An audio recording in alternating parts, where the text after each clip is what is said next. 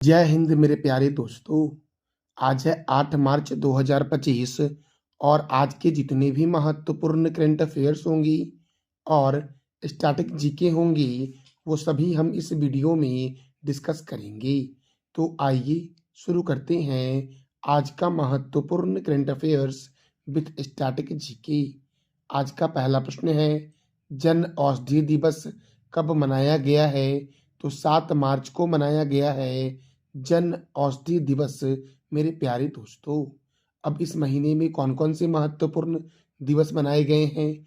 तो अंतर्राष्ट्रीय wheel chair दिवस 1 मार्च, शून्य भेदभाव दिवस 1 मार्च, विश्व समुद्री घास दिवस 1 मार्च, विश्व नागरिक सुरक्षा दिवस 1 मार्च, विश्व वन्य जीव दिवस 3 मार्च, विश्व श्रवण दिवस 3 मार्च और विश्व मोटापा दिवस 4 मार्च को मनाया गया है।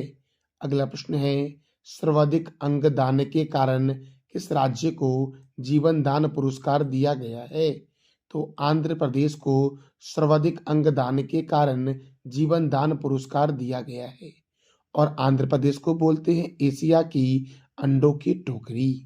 मेरे प्यारे दोस्तों, अब आंध्र प्रदेश को दिया गया है जीवन दान पुरस्कार। तो आंध्र प्रदेश की राजधानी है अमरावती। आंध्र प्रदेश के मुख्यमंत्री हैं चंद्रबाबू नायडू।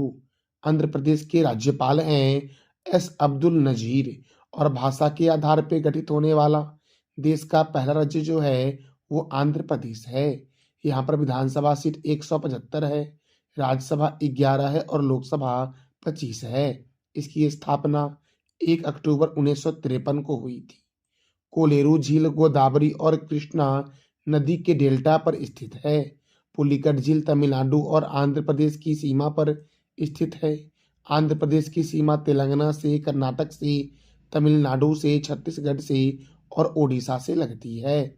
श्री वेंकटेश्वर राष्ट्रीय उद्यान, पुलिकट लेक वन्य जीव अभ्यारण्य, नागार्जुन सागर श्रीशैलम बाघ रिजर्व, जो क्षेत्रफल के दृष्टिकोण से भारत का सबसे बड़ा बाघ रिजर्व है, आंध्र प्रदेश में। पापी कोंडा राष्ट्रीय उद्यान आंध्र प्रदेश में है।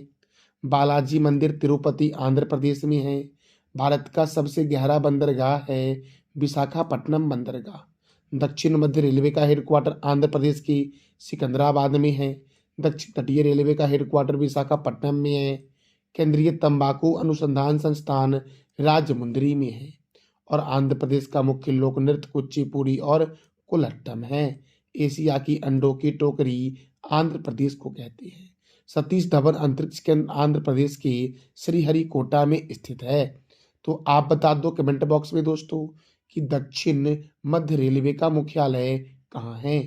अगला प्रश्न आपका है, प्रति वर्ष लगभग 48 टन सोने का उत्पादन करने वाली दुनिया की सबसे बड़ी ग्रास वर्ग खादान किस देश में स्थित है?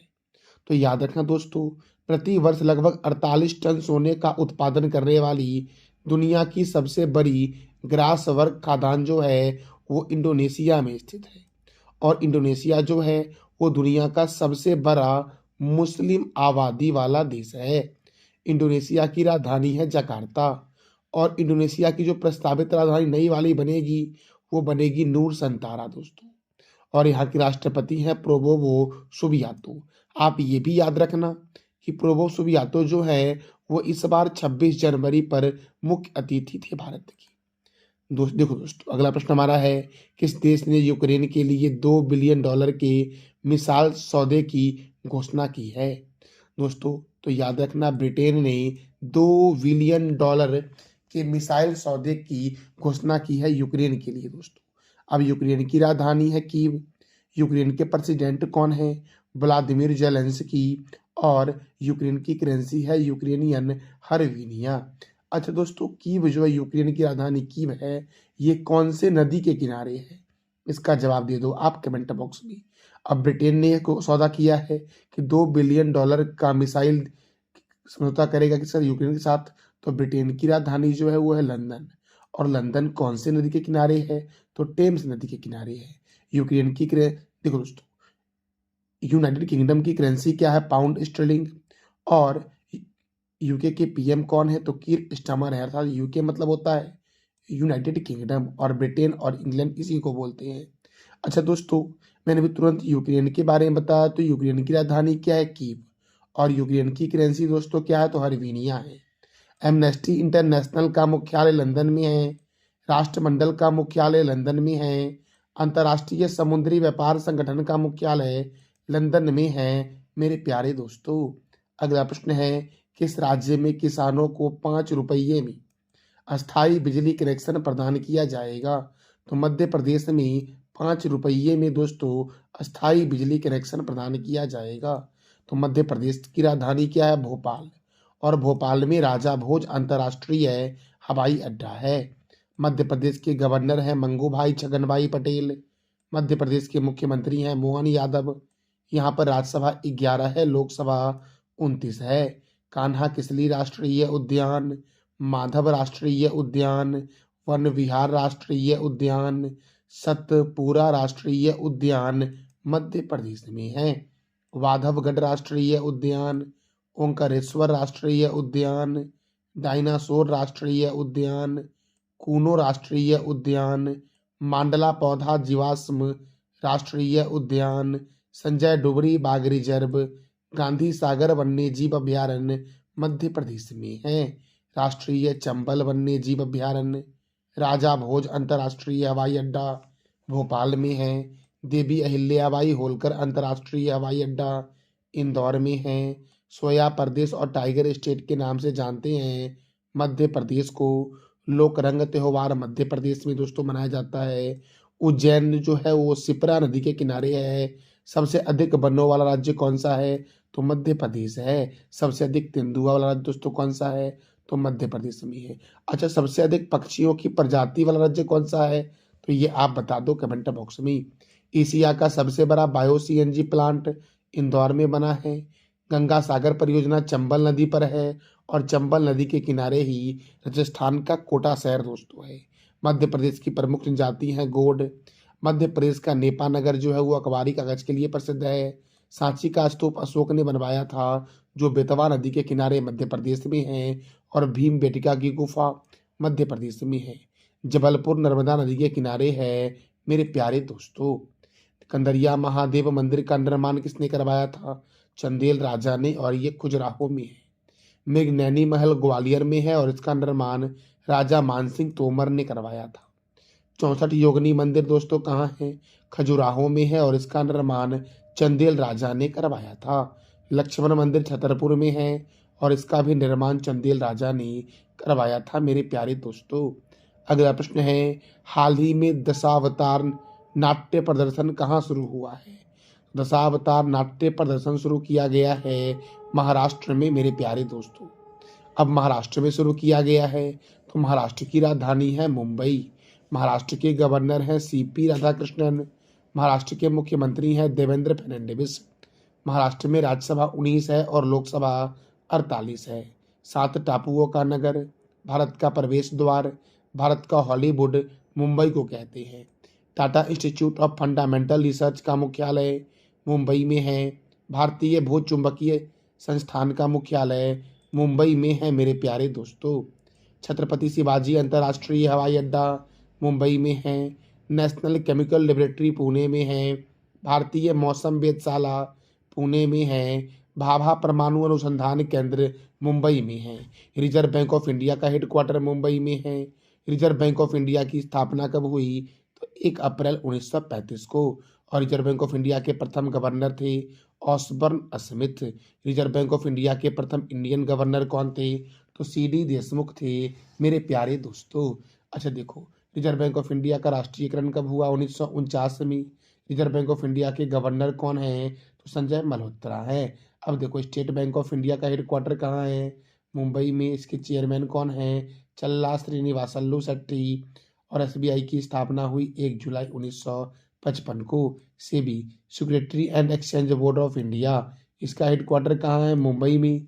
इसके चेयरमैन है माधवीपुरी बुच और इसकी स्थापना 12 अप्रैल 1992 को हुई। मेरे प्यारे दोस्तों, अगला देखो दोस्तों, NABARD national bank for agriculture and rural development, इसका हेडक्वार्टर मुंबई में है।